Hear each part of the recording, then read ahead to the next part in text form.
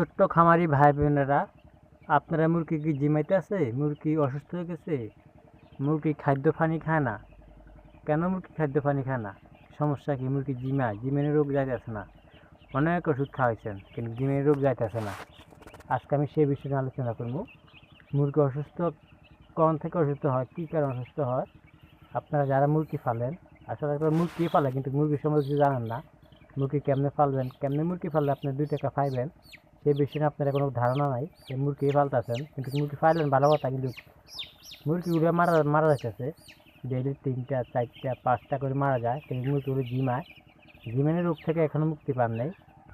আপনারা যে ভুলটা করে থাকেন, স্প্রে করেন না, খাদ্য বান্ড দৌড় না, পানি বান্ড দৌড় না, বাইরে জুতালে ভিতরে আসেন, ভিতরে জুতালে বাইরে যান, জিনিস স্প্রে করেন না। মুরগা ফালতে হলে আপনারে আগে নিয়ম কানুন জানতে হবে। মুরগা ফালার ক্ষেত্রে অনেক নিয়ম কানুন আছে, খালি মুরগা ফাললে ছাড়তো না। খাদ্য বান্ডগুলা ঝুলে দিতে হবে, যাতে ভুসির মধ্যে খাদ্য বান্ড না থাকে। তাহলে নিচে খাদ্য বান্ড থাকলে মুরগা ভুসি উড়াইয়া খাদ্য বান্ডটা নষ্ট করে দেবে, মানে খাদ্য নষ্ট করে ফেলাইব। খাদ্যটা একটু নষ্ট করে দিতে হবে। পানির বান্ড নষ্ট করে দিতে হবে, পানির বান্ড নিচে দেওয়া যাবে না। যদি পানির বান্ড নিচে দেন তাহলে মুরগি পানি নষ্ট করে দেবে, পানি ময়লা হয়ে যাবে। এই ময়লা পানি খাইলে মুরগি অসুস্থ হয়ে যাবে। যদি মুরগি নিয়ম কারণে ফালতে পারেন তাহলে আপনার কিন্তু লস হবে না, আপনার মুরগি মারা যাবে না, মুরগি আর জিমাবে না। এসব থেকে মুরগি অসুস্থ হয়, মুরগি জিমায়, মুরগির বিভিন্ন রকম রোগ ব্যায়াম আছে। এই পানি বান্ড দোন না, ডেইলি 2বার 3বার করে, সকালে 2 দিন দোন, তারপর একদিন পর করে আপনি পানি বান্ডগুলো দিবেন।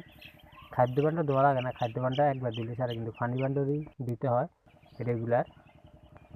মুরগি যদি অসুস্থ হয়ে যায় তাহলে ট্রিটমেন্ট করবেন, ট্রিটমেন্ট সাথে সাথে ট্রিটমেন্ট করবেন।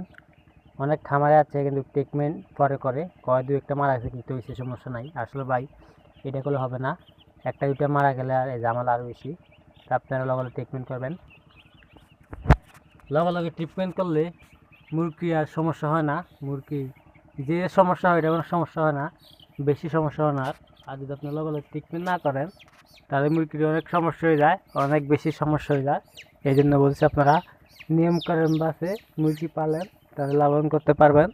আর যারা নতুন খামার দিচ্ছেন তাদের জন্য একটা গুরুত্বপূর্ণ কথা, আপনারা মুরগি হঠাৎ করে বেশি করে মুরগি তুলেন না, তাহলে আপনি মুরগি ফালতে পারতেন না। যাতে আপনি নতুন মানুষ, কিছু মুরগির সম্বন্ধে জানেন না, আপনি আগে মুরগির সম্বন্ধে জানেন, মুরগি কীভাবে লালন পালন করে, তারপরে আপনি মুরগি তোলেন।